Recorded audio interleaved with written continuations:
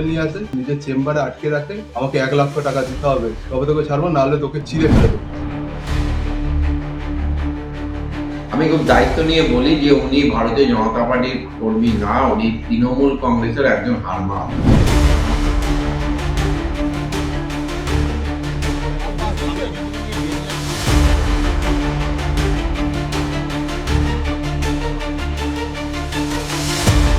ভুয়ো আইনজীবীর পরিচয় দিয়ে এক বেসরকারি সংস্থার কর্মীকে মারধর করে টাকা হাতানোর চেষ্টার অভিযোগ মহেশতলার ব্যানার্জি হাটে এটিএমে একটি বেসরকারি সংস্থার পক্ষ থেকে পরিদর্শন করতে গিয়েছিলেন মহেশতলার বাসিন্দা বছর 48-এর কৌশিক নস্কর। এটিএম কর্মী বা টেকনিশিয়ানরা সাধারণত মেশিনের রক্ষণাবেক্ষণ, ক্যাশ লোড বা কোনো প্রযুক্তিগত সমস্যার সময় মেশিনের অভ্যন্তরীণ ও বাইরের ছবি তোলেন। কাজের প্রমাণ, অডিট, ব্যাংকের কাছে রিপোর্ট জমা দেওয়ার জন্য এই ছবিগুলি তোলেন বলে সূত্রের খবর। এরপর এটিএমের লাইনে দাঁড়িয়ে থাকা বেশ কয়েকজন গ্রাহক ওই কর্মীর উপর চড়াও হয় এবং মারধর করে বলে অভিযোগ।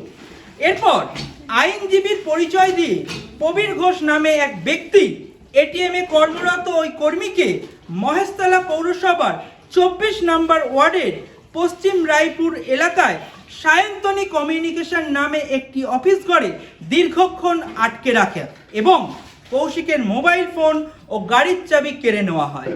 পাশাপাশি নিজেকে আইনজীবীর পরিচয় দেওয়া প্রবীর ঘোষ নামে ওই ব্যক্তি 1,00,000 টাকা দাবি করেন এবং অকথ্য ভাষায় গালিগালাজের পাশাপাশি প্রাণনাশের হুমকি দেওয়া হয় বলে অভিযোগ। খবর পেয়ে কৌশিকের পরিবারের লোকজন যখন যোগাযোগ করার চেষ্টা করেন, তখন প্রবীর নামে ওই ব্যক্তি কৌশিকের পরিবারকে ভুল ঠিকানা দিয়ে বিভ্রান্ত করার চেষ্টা করেন। এরপরই চিন্তিত হয়ে কৌশিকের পরিবার মহেশতলা থানার দ্বারস্থ হন। তড়িঘড়ি খবর পেয়ে ঘটনাস্থলে পৌঁছায় মহেশতলা থানার পুলিশ পৌঁছে কৌশিককে উদ্ধার করে থানায় নিয়ে আসে। আর এই মুহূর্তে আমি দাঁড়িয়ে রয়েছি একেবারে কৌশিকের বাড়ির সামনে। আমি আমার চিত্রসংগ্রাহীকে ছবিটা দেখাতে বলবো। দেখতেই পাচ্ছি ইতিমধ্যেই কিন্তু কৌশিকের পরিবার নিরাপত্তাহীনতায় ভুগছে। যে ছবি দেখাচ্ছি ইতিমধ্যেই কিন্তু যে ব্যানার্জি হাটে এটিএমে কিন্তু ভিজিট করতে গিয়ে বা পরিদর্শন করতে গিয়ে আক্রান্ত হয় কৌশিক নস্কর। ইতিমধ্যে যে কৌশিক নস্করের বাড়ির সামনে দাঁড়িয়ে রয়েছি, যে ছবি ইতিমধ্যে দেখাচ্ছি, দেখতে পাচ্ছি একেবারে সেই ছবি।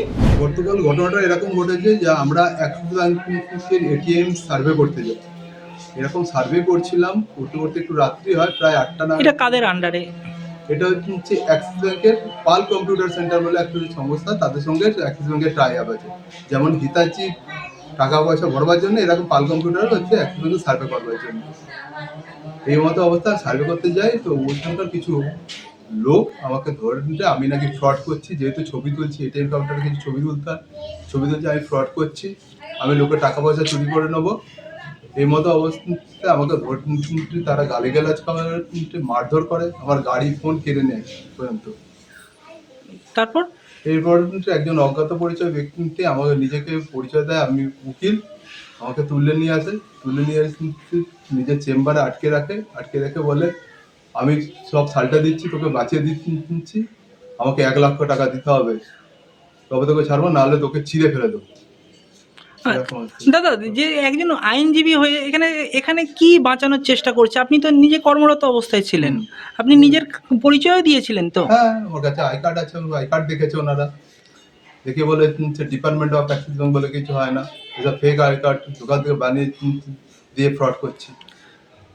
আপনার থেকে 1,00,000 টাকা দাবি করা হয়? হ্যাঁ, 1,00,000 টাকা দাবি করা হয়। আমি বললাম আমার পকেটে এইমাত্র পয়সা আছে, বলে এতে তো আমার চাও গরম হবে না, যদি রক্ষা করতে চাস বাঁচিয়ে দেবো, নাহলে তোকে এখানে চিড়ে ফেলে দেবো। তারপর আপনার মোবাইল কি? আমার মোবাইল, ফোন, গাড়ি সবই কেড়ে নেওয়া হয়। এই মতো অবস্থায় পুলিশ জানতে পারে, পুলিশ ঘটনাস্থলে যায়, গিয়ে আমাকে রেস্কিউ করে থানায় নিয়ে আসে।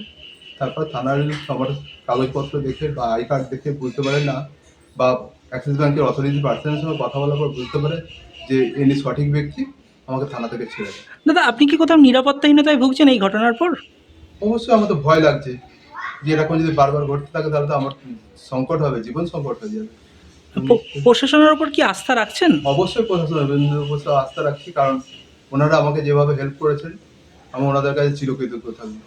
প্রশাসন আমাকে অনেকভাবে হেল্প করেছেন, যে আমাকে এভাবে রেস্কিউ করে নিয়ে আসা ওনাদের হাত থেকে। আপনি কি এই মুহূর্তে কি মেডিকেল করিয়েছেন? হ্যাঁ, আমি মেডিকেল করিয়েছি। আমার যে মারধর করা হয়েছিল, আমার গালের বাদিকটা ব্যথা করছে, আমি এই জন্য মেডিকেল করিয়েছি। আপনি কি আইনের দ্বারস্থ হবেন? এই মুহূর্তে ভাবছি না, ব্যাপারটা হচ্ছে এটা যেহেতু অফিসিয়াল ব্যাপার, অফিস কি স্টেপ নেয় তার উপর ডিপেন্ড করছে, তারপর আমি আইনের ব্যবস্থা নেব। দেখুন, আমরা ভারতীয় জনতা পার্টি আমরা পরিষ্কারভাবে সমস্ত মানুষের কাছে আবেদন করে বলেছিলাম যে আগে যে সরকার চলেছে সেই তোলাবাজ সরকার, সেটাকে পরিবর্তন করতে হবে, এবং তোলাবাজিও যেমন করা যাবে না, সিন্ডিকেট করা যাবে না, এবং সেইভাবেই বাংলা এগিয়ে যাচ্ছে। কিন্তু মানুষের চরিত্র বা মানুষের স্বভাব, দীর্ঘদিন ধরে যা ঘটনা তারা ঘটিয়ে এসছে, সেই স্বভাব তারা কিছু মানুষ এখনো পরিবর্তন করতে পারেনি। এবং যারা এই কাজ, জঘন্য কাজ করেছে, আমি মনে করি তারা কেউ ভারতীয় জনতা পার্টির আমার সহকর্মী না। আমি খুব দায়িত্ব নিয়ে বলি, একজনও ভারতীয় জনতা পার্টির সহকর্মী না। এবং আমি শুনেছি যিনি এই দাবি করেছিলেন যে আমি অ্যাডভোকেট, এবং টাকাও নাকি চেয়েছিলাম, আমি সংবাদপত্রের মধ্যে যারা সাংবাদিক তাদের মুখ থেকে আমি শুনতে পেয়েছি। আমি খুব দায়িত্ব নিয়ে বলি যে উনি ভারতীয় জনতা পার্টির কর্মী না, উনি তৃণমূল কংগ্রেসের একজন হারমাত। আগেও যে ঘটনা ঘটেছে ভাবছে এখনো সেইভাবে সেই ঘটনা ঘটবে, কিন্তু এটা যে পরিবর্তনের সরকার এবং ডবল ইঞ্জিনের সরকার, এটা তাদের মাথায় এখন অবধি নেই। তাই তারা এখনো ভাবছে সেইভাবেই তারা চলবে, আগামী গত দিন বা আগামী দিন তারা একইভাবে চলবে। তাই আমি বলবো যে এদের বিরুদ্ধে যথাযথ প্রশাসনিক ব্যবস্থা গ্রহণ করার জন্য আমি প্রশাসনের কাছে আবেদন করব। সাথে সাথে বলবো যার সাথে এই ঘটনা ঘটেছে তার কাছেও আবেদন করে বলবো যে আপনি প্রশাসনের কাছে যান। আমাদের প্রশাসন নিরপেক্ষভাবে তদন্ত করে যারা এই ঘটনা ঘটিয়েছে তাদের বিরুদ্ধে উপযুক্ত ব্যবস্থা নেবে প্রশাসন, এই আশা আমি রাখতে পারি। দাদা, আপনি কি মনে করছেন যে এরা কি তৃণমূল কর্মী? এরা তৃণমূলের হারমাত। আপনারা জানেন এই অঞ্চলের কিছু তৃণমূলের হারমাতকে পরিবর্তন হওয়ার পর তাদের প্রশাসন অ্যারেস্ট করে এবং কোমরে দড়ি পরিয়ে ঘোরায়। তাদের দলেরই এরা সহকর্মী, এবং এই অঞ্চলে যারা ভারতীয় জনতা পার্টি করত আগে তাদের ভয় ভীতি এরা দেখাতো। সেই হারমাতরা এখনো ভাবছে যে সেই আগের সরকার রয়েছে একইভাবে তারা চলবে, কিন্তু এটা ডবল ইঞ্জিনের সরকার, এটা রাষ্ট্রবাদী সরকার, এইভাবে কিন্তু চলতে পারে না, চলবে না।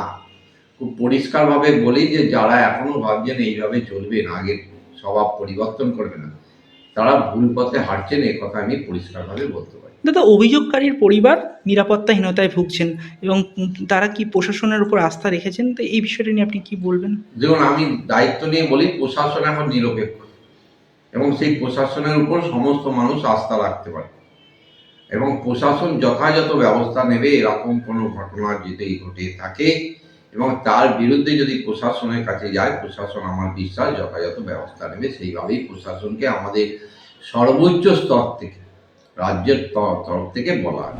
এদিন রাতে এই ঘটনার পর কৌশিকের এলাকার সদস্যরা এবং ওই এলাকার স্থানীয়রা আইনজীবীর ভেকধারী কবিরের বাড়ির সামনে বিক্ষোভ দেখানোর পাশাপাশি আইনজীবীর ভেকধারী কবিরকে থানায় নিয়ে আসেন স্থানীয় বাসিন্দারা।